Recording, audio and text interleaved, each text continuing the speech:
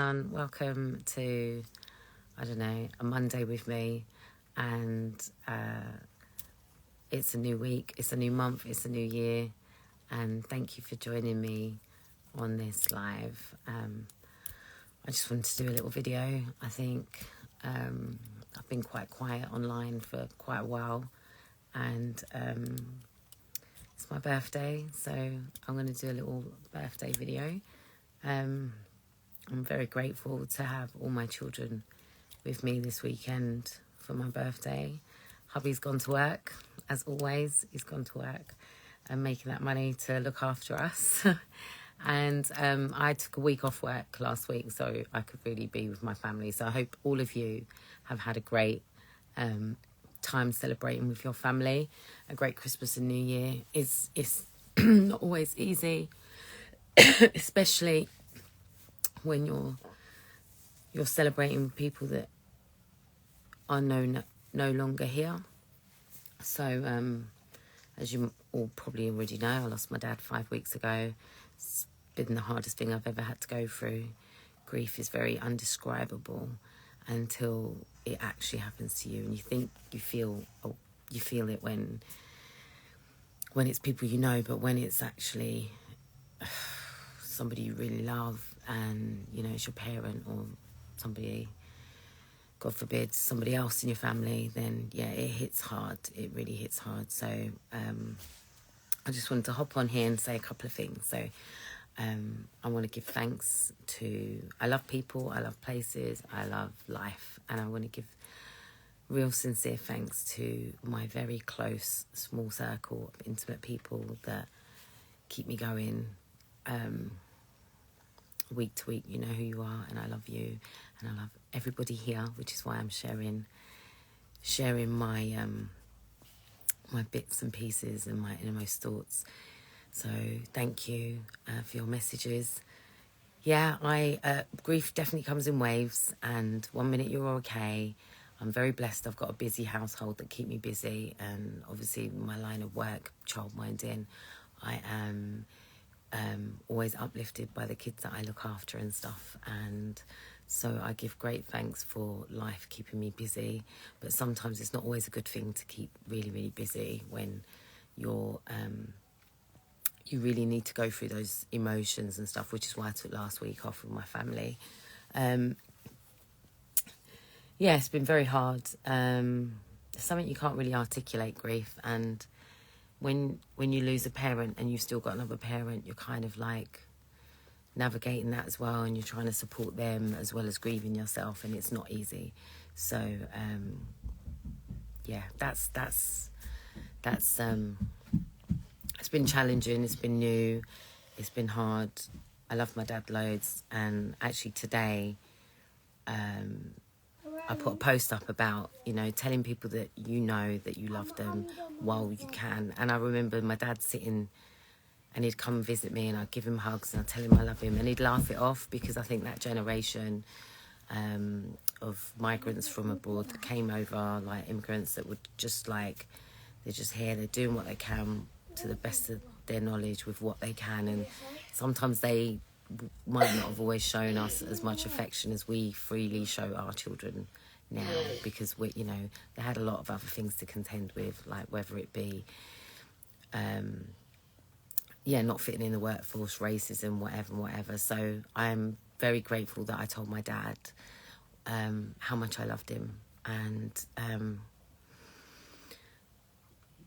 I can't speak for everyone else, but I know that if you have a good relationship with those that you love, it's not, you can channel your grief in different ways, and I have very loving, fond memories of my dad, as hard as it is not having him here. So I just wanted to hop on here and say I hope you've all had a great time celebrating. Last year was a long old year for us. I went through some more surgery, which was good, not related to my breast cancer, but guys, take care of your health, because that is everything. Our health is our wealth, and as we get older, we appreciate that so much more, right? So I was fortunate enough to travel not always for the right reasons. Obviously, having to go back home and lay rest my dad. But yeah, got to travel, got to book my dream trip last summer. I'm going to go away this summer for something I've been dreaming of since I was like 17. So yeah, if you've got something you want to do, make a plan, action that plan, work from the end result backwards. You'll get there. That's what I'm doing. I don't have it all together all the time. I'm just like everyone else, just trying to get through life, you know. We redecorated a little bit of the house. We've been here like 4 odd years. We did a little bit of decorating. Still got a long way to go.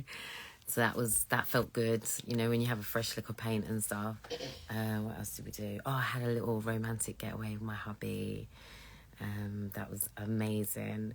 And I grew my business. So I got 4 new clients. So I was really pleased, and I've got some stuff in the pipeline now. So, you know, always set goals. And, you know, we don't have to do them at the new year. We can do them termly. We can do them, I don't know, like monthly. We can do them quarterly. You do what works for you, because it's your life. Yeah. I write lists all the time. I'm a woman with lists upon lists, and then I lose the list, and then I write another list. And yeah, so that's how I work through what I need to do. And I will say I did some stuff that was on my bucket list. So I got to do an indoor skydive. What did I do? I went to the Jazz Cafe. I always wanted to go there, like really little things. There's a couple of things that I really want to do. I want to sit on Primrose Hill and drink red wine with one of my friends. And that's been on my bucket list for like 5-6 years, or maybe longer. And I really want to do that too. Oh, I could do. So that's a really good idea. I'd love to. I've got like a mum's book. One of the kids got me, but I'm gonna definitely get a to-do list book. Thanks for the tip. What else was I gonna say? Our children go through a lot of stuff, and last year my kids went through some shit, and I'm gonna say it's not easy being a young black boy here in the UK. And so I prayed for some stuff that was hanging over one of my son's heads to be squashed. And you know what? In Jesus' name, we were able to pull through. And I think a lot of us don't talk about all the crap we're going through, and we don't have to. And everybody is going through something, all or some of the time. And, you know, so yeah, it's just being mindful of that. And, you know, we don't always want to talk about it like I did when I went through breast cancer, because we don't want to add fuel to the fire, or, you know, we just don't want nothing to affect it. And especially when other agencies are involved, you think, wow. But praise God. And it's interesting how different children get treated differently as well. But I won't go into that. But yeah, giving God thanks for coming through, and my children growing and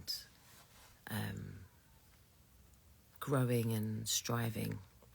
And that's what I want for all of our kids. You know, we learn through what we go through, and what we go through makes us wiser. And unfortunately, some of them lessons are not always the nicest lessons to have to learn.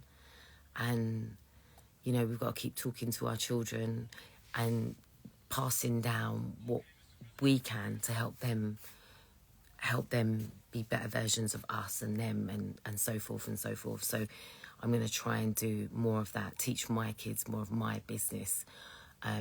So I'm going to get one of my kids to like work on my accounts, and, you know, make one an apprentice, and this, that and the other, so that I can share the knowledge that it took me so long to know and learn, you know. So thank you for these messages I'm reading and the advice. I really appreciate that I'm going to take all of them on board. I'm just going to say that one of my neighbours, I've lived in the same area for over 25 years, and like literally in 100 square meters from my flat to my house to now this house we live in. And So I've got a really good community of neighbours and stuff. And one of my neighbours came round today, and she shared something with me, and I'm going to share it with you guys. I don't know who's written it. It's not me. It's a poem by somebody, and I'm going to read it because I think it's lovely. It's very emotional, and that's the other thing when you experience grief as close as I have, like losing my dad. Songs sound different. The words in the songs sound different. The words in things sound different. You realise that when people lose people, a bit of them kind of goes with them too. And I've had to put my big girl pants on. My bubbles burst. I don't have both my parents here. So it's hard. It's hard. I'm really glad that I prioritised myself last year, obviously getting better and stuff. So anyway, my daughter did my nails, and kids' nail varnish is a bit bitty. But anyway, I'm going to read this poem because I think it's absolutely exceptional, and we should all, we should all know it. So I'm going to read this poem, right? I don't know who's written it. So it's called The Train of Life, and it's kind of like on a video like that, so I'm going to have to read it slowly.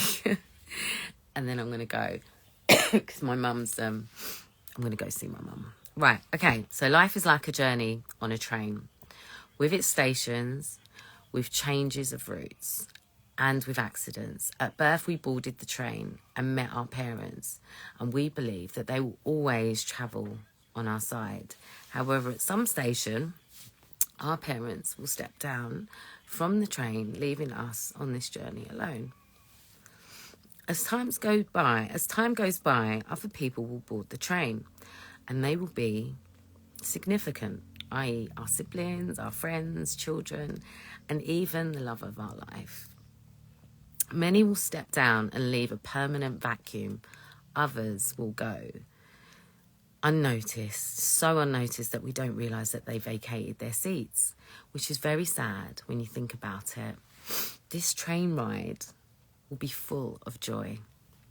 Joy, sorrow, fantasy, expectations, hellos, goodbyes, and farewells. Success consists of having a good relationship with all of the passengers, requiring that we give the best of ourselves. The mystery to everyone is we do not know at which station we ourselves will step down, so we must live in the best way. Love, forgive, and offer the best of who we are. It is important to do this because when the time comes for us to step down and leave our seat empty, we should leave behind beautiful memories for those who will continue to travel on the train of life. I wish you a joyful journey this year on the train of life. Reap success, give lots of love, and most importantly, give thanks for the journey. Lastly, I want to thank you for being one of the passengers on my train. And that's it. So I wanted to share that with you all. And Happy New Year. May God bless you all abundantly. And come and go with love. All right, family, God bless. Bye. And I'm looking forward to meeting up with you all at some point this year. Yes.